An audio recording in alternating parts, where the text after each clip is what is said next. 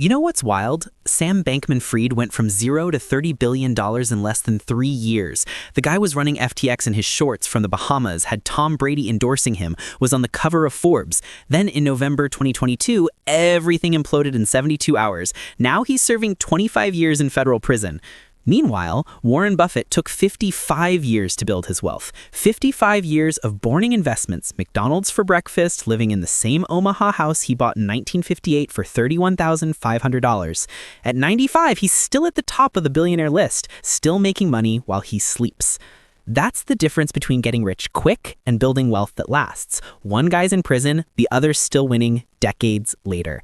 And that's the wealth you want to build with your first $1,000. Here's what nobody tells you. Nearly 70% of Americans don't even have $1,000 saved right now. 70%. So if you've got that much, you're already ahead of most people. But most people mess this up. They either blow it on something they'll regret or stick it in a checking account where inflation slowly destroys the value while they think they're being responsible. The real question isn't whether you should invest that $1,000, it's how do you do it without making the catastrophic mistakes that cost other people everything.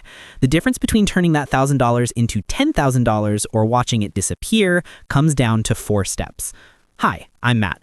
On this channel, I help you master investing and show you exactly how to put your first $1,000 to work with real wealth building strategies. If you're serious about growing that $1,000 instead of letting it sit in your account doing nothing, hit that like button and let's get started. Step 1, the foundation, where your money goes. Let's start with what most people think is safe, putting $1,000 in a savings account. The bank pays interest, right? Except here's the reality. In 2025, after the Fed spent years fighting inflation, then cutting rates, average savings accounts pay around 1.2%. High-yield savings accounts might get you 4 or 5%. Let's say you find one paying 5%. You put $1,000 in. 12 months later, you've made $50. 3 Chipotle burritos with guac. But inflation's still running at 3% annually. Your $1,000 just lost $30 of purchasing power. Real return after inflation? $20 for the entire year. You'd make more selling stuff from your closet on Facebook Marketplace. Now, here's what most people don't realize about that checking account where your money's probably sitting right now. It's paying you literally zero. Nothing. Maybe 0.01% if you're lucky, which is basically a joke. Every day your money sits there, inflation is eating away at it like termites in a wooden house. You can't see it happening, but 3 years from now, that $1,000 buys you what $900 buys today, just sitting there, slowly becoming worth less while you think it's safe. Here's where it gets real. Meet Greg Jansen. He was an early Theranos investor in 2014. Remember Theranos? Elizabeth Holmes, black turtlenecks, the fake blood testing company? Greg put $100,000 into it because everyone said it was revolutionary. Tim Draper invested, the Walton family invested, Rupert Murdoch put in $125 million. Greg didn't do his homework. He didn't understand what he was investing in, just saw everyone else jumping in and followed. He was a dentist in San Jose, made good money, saved diligently for years, and thought this was his ticket to real wealth.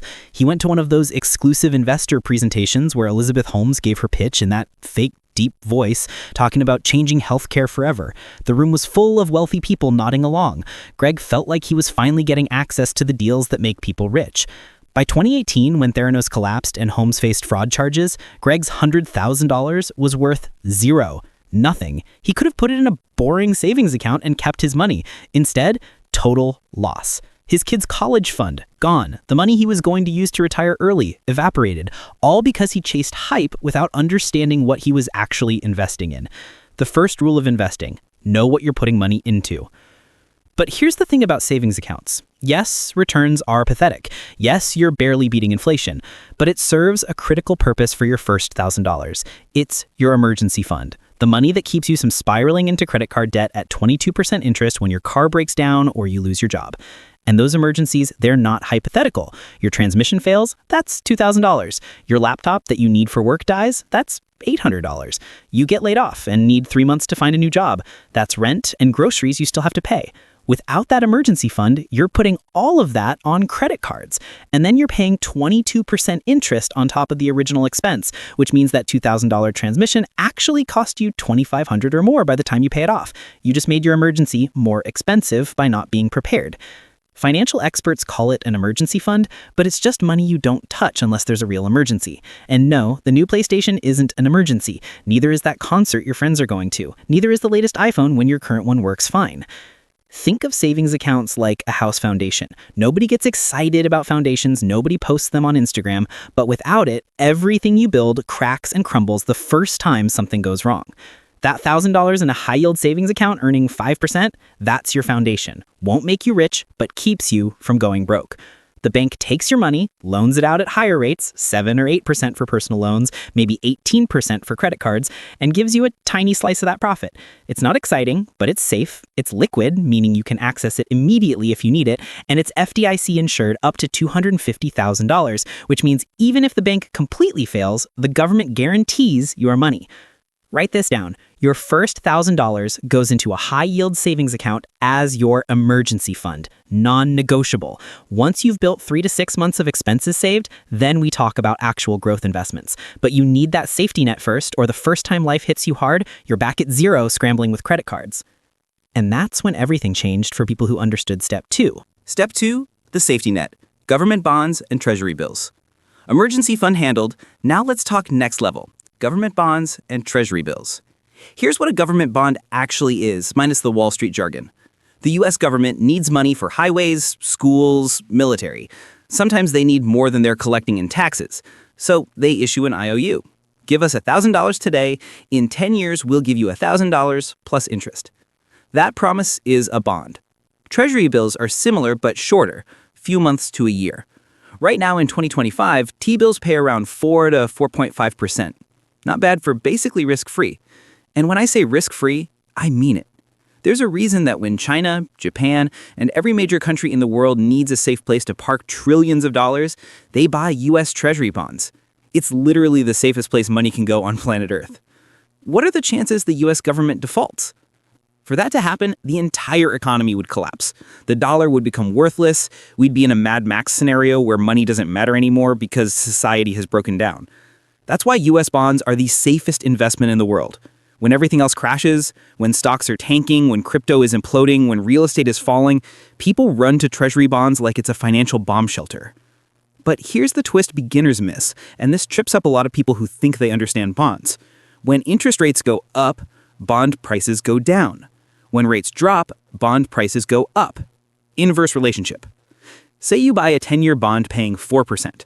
6 months later, the Fed raises rates and new bonds pay 5%. Your 4% bond is now worth less because why would anyone buy yours when they could get 5%? They wouldn't unless you sold it to them at a discount. So if you paid $1,000 for that bond, you might only be able to sell it for $900 now. You didn't lose money if you hold to maturity, but if you need to sell early, you're taking a loss. Enter Cathie Wood. She runs ARK Invest, those actively managed ETFs that were on fire in 2020 and 2021. Everyone called her the next Warren Buffett. Her funds were up 150%, 180% in some cases. She was on CNBC every single day talking about disruptive innovation, how Tesla was going to $3,000 per share, how genomics would revolutionize medicine, how Bitcoin was going to $500,000. She had this cult following.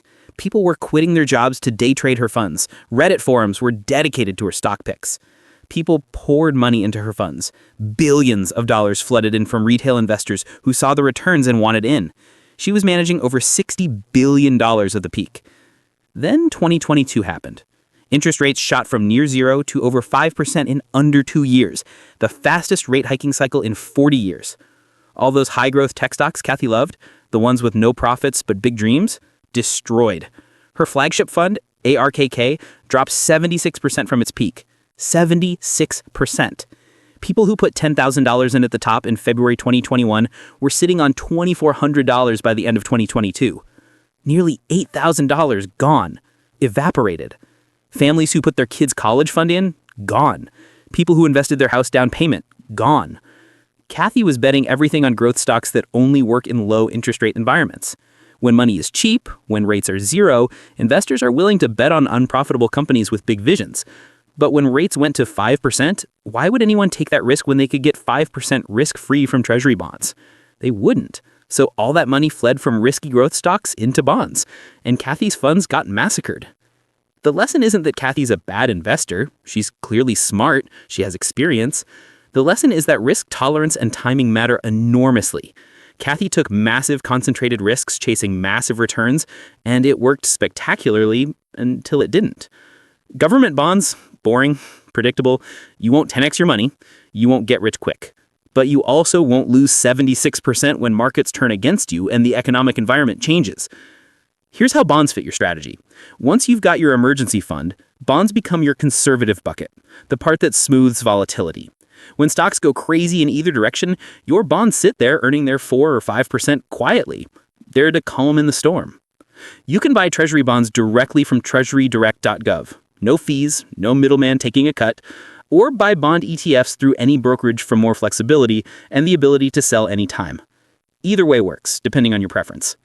But if bonds are safe and boring, and savings accounts are even safer and more boring, what actually builds real wealth? What turns $1,000 into $10,000 or $100,000? That's step 3, and 80% of people watching won't actually do it, even though it's the most important step. Step 3, the growth engine, stock market and index funds. Let's talk about what actually builds life-changing wealth, real compounding growth, the stock market.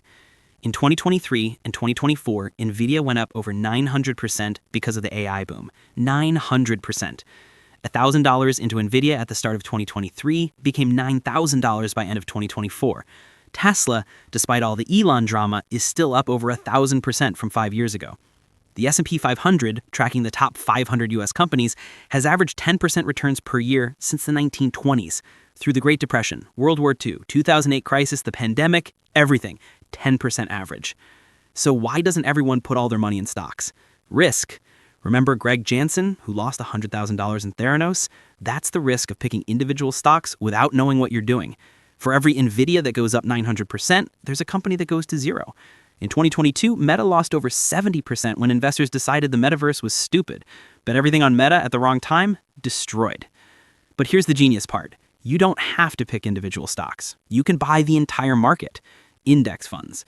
An index fund is a basket holding tiny pieces of hundreds or thousands of companies at once. The most popular is an S&P 500 index fund. You're buying a slice of all 500 biggest companies in America. Apple, Microsoft, Amazon, Google, NVIDIA, Tesla, all of them. Some will fail, some will have bad years, but the overall basket has gone up 10% per year for a century. Let me tell you about Michael Burry. You know him from The Big Short. He predicted the 2008 housing crisis, made a fortune. In 2020, he started shorting Tesla, betting it would crash. He thought it was wildly overvalued. Tesla went up another 400%. Burry lost a fortune on that bet. Even one of the smartest investors alive, who correctly predicted one of history's biggest crashes, got it wrong trying to pick individual stocks and time the market. But what does Burry recommend for regular investors? Index funds. He literally says most people should just buy a low-cost S&P 500 index fund and hold forever. Here's why index funds are perfect for your first $1,000. First, diversified. You're not betting on one company, you're betting on the entire economy. Second, low cost. Most charge less than 0.1% in fees. Third, simple. You don't need to research companies or watch CNBC all day. Buy and let it grow. The 3 best: VOO, Vanguard's S&P 500 fund; QQQ, focusing on top tech companies; VTI, the entire US stock market. All have decades of track records, fees basically free. Pause for a second. Remember Cathie Wood, whose funds dropped 76% trying to pick winners? If she just bought an S&P 500 index fund, her investors would be fine. The S&P dropped 25% in 2022, but came roaring back in 2023 and 2024, hit all-time highs. People who owned index funds and held through volatility are doing great. People who tried to get fancy, many got crushed. Here's what nobody tells you. It's not about how much you start with. It's about time. Invest $1,000 in an S&P 500 index fund at 10% per year. In 10 years, that's $2,594. 20 years, $6,727. 30 years, $17,449. And that's if you never add another dollar. Let me ask you directly, what percentage of your income are you actually investing right now? Not saving, investing. Most people, 0%.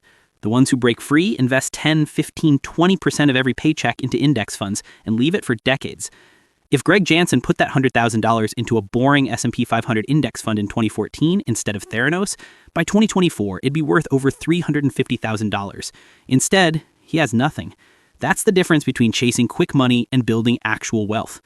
Step 4, you take everything we talked about and create an actual plan for where that $1,000 goes.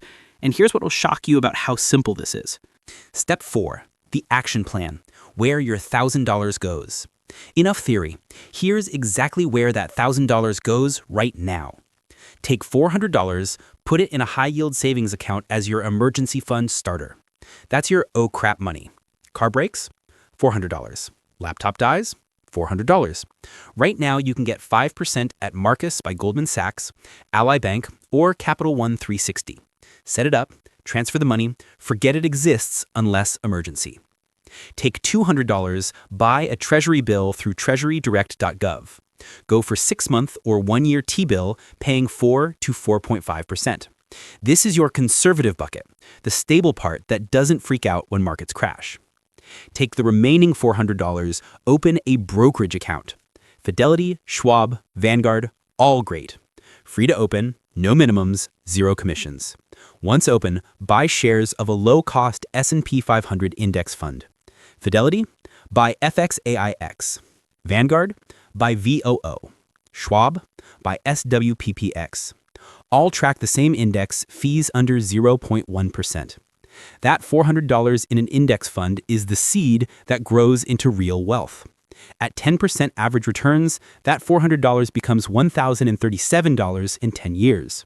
But if you add just $100 monthly, in 10 years you have $21,037. 20 years, $76,570. 30 years, $217,132 from a $400 start and $100 monthly. That's compound interest. What not to do? Don't put it all in crypto hoping for moonshots. Don't buy individual stocks because TikTok said it'll 10x. Don't invest in your cousin's startup. Don't use high-fee mutual funds charging 2%. Don't leave it in a checking account earning 0 while telling yourself you'll figure it out later. The platforms? Marcus, Ally, Capital One for high-yield savings. TreasuryDirect.gov for Treasury bills. Fidelity and Schwab for brokerage accounts.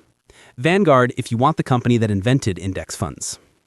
Robinhood and Webull work fine for buying index funds, just ignore the day trading features they push. Timeline? Set up high-yield savings today, 10 minutes. Transfer $400. Set up Treasury Direct, another 20 minutes. Buy your T-bill. Open brokerage, link bank, transfer $400, buy index fund. Total process? Under 2 hours. 2 hours to set up your financial future. Here's what'll shock you. 3 months from now, check those accounts. Your money will have grown. Not a lot, maybe $50 or $60, but it grew. You'll feel something shift. You'll realize money can work for you instead of you just working for money. That's when people get it. That's when they start adding more, increasing their investment percentage, actually building wealth instead of surviving paycheck to paycheck.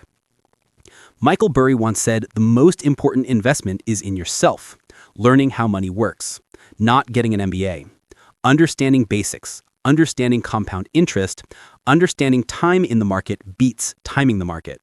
Your $1,000 today is worth exponentially more than $1,000 10 years from now because of compound growth. Every month you wait is a month of returns you're giving up. Here's what nobody talks about. It's not really about the money. That $1,000 you're deciding what to do with, it's a test. Testing whether you take action or just consume information and do nothing. Testing whether you have discipline to build long-term or need instant gratification. Testing whether you'll be like Sam Bankman-Fried, chasing quick scores, ending up in prison, or like Warren Buffett, playing the long game and winning at 95. The difference between people who build wealth and people who stay broke isn't intelligence. Greg Jansen, who lost everything in Theranos, wasn't stupid. Cathie Wood, whose funds dropped 76%, isn't stupid. They made emotional decisions, chased hype, thought they were smarter than the market. The people who win? Buy boring index funds, add money consistently, don't touch it for decades. That's the secret. Let me ask you something. If I told you taking 2 hours this week to set up those 3 accounts would change your financial life trajectory forever, would you do it? Or would you watch this video, think interesting, then scroll TikTok wondering why you're still broke 5 years from now? 5 years from now, you'll either wish you'd started today or you'll be grateful you did. No middle ground. People who build wealth don't wait until they have $10,000 or $50,000. They start with $1,000 or $500 or $100. They start with what they have. The habit of investing is more valuable than the dollar amount. You've got the knowledge, you know where the money goes, you know what accounts to open. The only question is whether you'll actually do it.